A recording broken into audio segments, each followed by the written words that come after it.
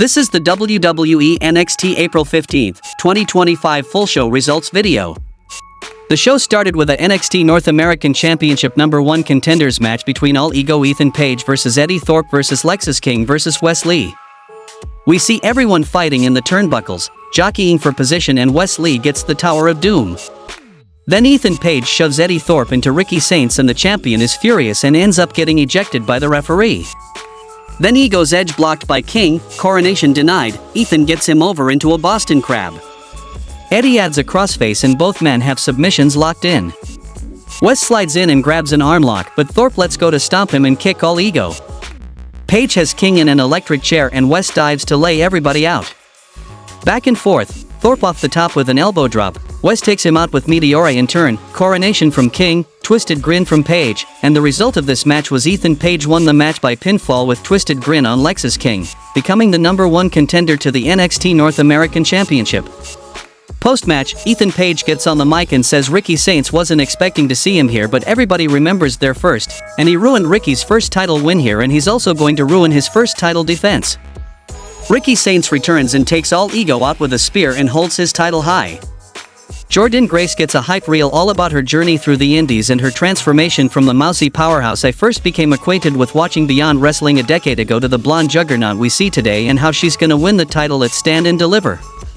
Back from the commercial, Sol Ruca and Zarya are bickering in front of an audience and Kalani Jordan rolls up to say she's gonna win the NXT Women's North American Championship.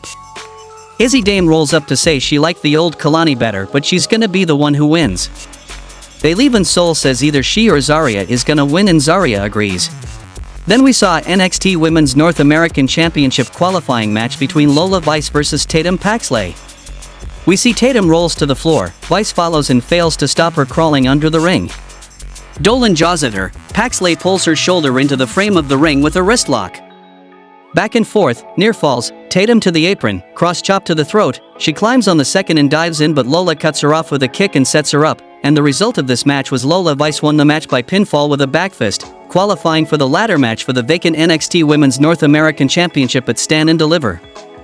Julia gets the next hype reel, upset that Stephanie Baker didn't call her and offer a rematch in the time she was away, and talking about how the other two are obstacles on her way to Stephanie. Back from the commercial, Ava Reign is surrounded by all the women who missed out on the NXT Women's North American Championship. She says they're going to have a three-way tag team match with Fatal Influence, Metagirls, and Dolan and Paxley, and the winner gets a tag title shot next Tuesday. Roxanne Perez rolls up to complain about being left out, and Ava says if she can find somebody willing to team with her, she'll make it a four-way. Then we saw NXT Tag Team Championship No. 1 contenders gauntlet match. Hank and Tank start opposite Tyree Ekigwe and Tyson DuPont. Hank and Tank eliminated Tyree Ekigwe and Tyson DuPont with an assisted power slam. The Culling are out third, Hank and Tank eliminated the Culling by pinfall. No Quarter Catch Crew is out fourth. Hank and Tank eliminated No Quarter Catch Crew with a schoolboy from Tank Ledger on Tavian Heights. Josh Briggs and Yashiki Inamura are out fifth. Hank and Tank eliminated them too, and won the match by pinfall with a small package from Hank Walker on Josh Briggs, becoming the No. 1 contenders to the NXT Tag Team Championship. Backstage, Stevie Turner gives Kelly Armstrong a pep talk before turning to Ava Reign and Robert Stone chatting about the final entrant in the women's ladder match. Ava found somebody to round out one last qualifier. Back from the commercial, we get Jada Parker's hype reel, where she talks about coming up from the streets and being the only homegrown NXT talent in the NXT Women's Championship match at Stand and Deliver. Then we saw a parking brawl between Dark State vs D'Angelo Family, which featured the D'Angelo family powerbombing one guy into a table and putting another guy through a wall, and ended with Luca Cruzifino going into the hood of a car and Tony D'Angelo showing up with the cops and chewing stacks out because he struck out on his own and got in over his head while Tony was getting them a match to solve the Dark State problem once and for all. Back from the commercial, we get a hype reel for Stephanie Baker showing her making media appearances in her native Chile. Hank and Tank are interviewed backstage and they're stoked about challenging for the tag titles at Stand and Deliver and how they learned who they are and who they aren't. Fraxium roll up to applaud them and say they're looking forward to it. Nathan Fraser says they ran the gauntlet for nothing because they're gonna lose and denies them handshakes. Axiom shakes their hands and we cut away. Roxanne Perez is being annoying in Ava Reign's office and says she's gonna be her own tag partner, but Ava's not having it. Cora Jade rolls up to offer her services. At Backstage, Andre Chase is chatting with Kale Dixon and Uriah Connors and admits he's scared and what if he ruins their lives like he ruined, and then Thea Hale rolls up and says he didn't ruin her life and he has her blessing to go ahead with bringing Chase U back. The new guys ask if she's back in, but Thea says she's proud alumni and says she's got a ladder match to qualify for.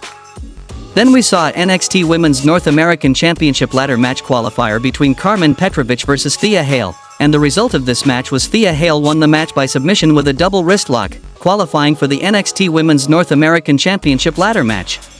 Back from the commercial, Trick Williams makes his entrance and gets on the mic. He admits he's been thinking about who he is ever since J. Yvonne Evans called him Carmelo Hayes, and he gets it now: you either die a hero or live long enough to be the villain, and he's alive. Heavy is the head that wears the crown, and he's coming to get his back from Oba Femi, and for Evans, that means better luck next year. Then comes Oba Femi and says Trick is the only one left saying whoop that, Trick, and he should move on because this will be his last time in the spotlight. Williams asks if his braids are on too tight because the people are still chanting whoop that, Trick around the world, and he's gonna help everybody out by taking the title. Then comes J. Yvonne Evans and asks Trick to please shut his ass up, and he could be tripping but he seems to have been right about Williams. He comes in here week after week after week after week after week talking about a match he deserves, and he's tired of it. If you're gonna talk about something else, but Trick already knows how he feels, so he's dismissed. J. Yvonne moves on to the ruler, and Real recognizes Real, and Oba has been glued to a title since he came to NXT, and it's like he attracts success. He's not trying to be a smartass about it, but when he dropped Femi he was hyped about it, because it's not a regular wrestler, it's Oba Femi / It's not if Oba main events WrestleMania, it's when he gets drafted. He's supposed to get to Raw or SmackDown and be grateful, and his problem is that Oba walks around the Performance Center like it all revolves around him, but he'll be deadass. This kid from North Carolina wasn't supposed to make it to NXT, but he did. Femi thinks he's the favorite, but that's the way he likes it. Oba hypes him up and says he's had a phenomenal rookie year for 20 years old and he's the future, but the future isn't here yet and Femi is the present. Because he has the title, NXT does revolve around him and he's the top dog, and Evans can't handle it because he is a child. Trick says when they're done hugging, they can talk about what matters, him winning the title back. J. Yvonne says if they're gonna talk, it's about how neither of them can touch him because he wrestles circles around both of them, and that's a fact. They team up to clear Evans out and then trade punches. J. Yvonne comes back and they again team up to throw him out. Evans back in, hits springboard ace crusher, lays out both guys. J. Yvonne holds the NXT championship up over their fallen bodies and the show goes off the air.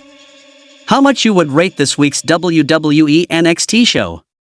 Tell me in the comments section. Do not forget to subscribe the channel, and thanks for watching the video.